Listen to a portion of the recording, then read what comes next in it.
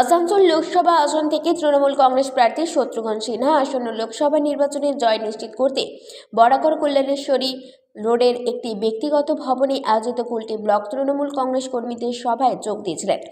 এছাড়াও উপস্থিত ছিলেন জেলা চেয়ারম্যান উজ্জ্বল চ্যাটার্জি, কুলটি ব্লক সভাপতি কাঞ্চন রায়, পাপ্পু সিং, টনি লোহিয়া, সেলিম রিজওয়ান, আলী হোসেন মুন্না, টুম্পা চৌধুরী, আব্দুল বারি, হ্যাপি সিং সহ বহু তৃণমূল নেতাকর্মীরা। अभी जो इलेक्शन में एक दूसरे का लड़ाई नहीं करना है, मिलजुल के हम लोग को काम करना है।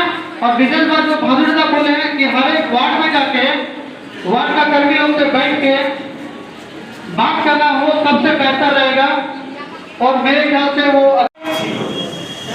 এখন অনেকের মনের মধ্যে আবেগটা নেই, আবেগ রেখে দলের কাজ করতে হবে। দলকে খালি নেতার পেছনে ঘুরে আর সেলফি তুলে দল হবে না।